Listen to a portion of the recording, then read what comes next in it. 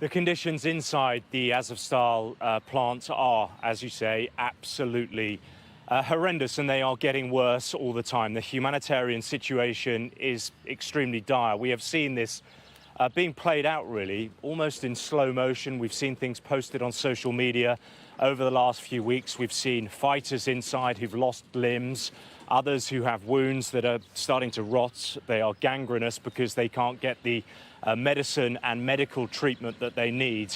And of course, inside with them are, we think, about 200 civilians. What happens to those people, we simply don't know at the moment. They are trying to negotiate another ceasefire.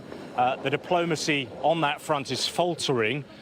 We have seen, after the last evacuees managed to escape, the Russians have resumed very heavy shelling and aerial bombardment of that plant. Satellite images, incidentally, show the extent of the devastation and damage. Whole areas of that complex have literally been obliterated by the very heavy bombing.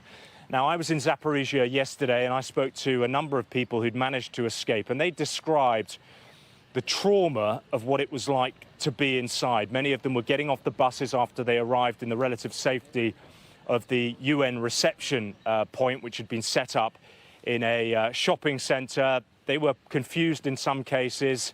Others didn't really know what to make of all the waiting press. They didn't really quite understand how much their story had captured the world's attention, but every single one of them absolutely relieved to be out of there. They told me that they could put up, in some cases, it's hard to believe, with the shelling, but it was the big bunker busters that really brought the horror home, because the walls shaked in some parts, the bits that they were in started to fall down. But the concern now, of course, is for those people still trapped inside, and we just do not know at this moment whether the diplomacy will be able to reach another agreement for them to get out.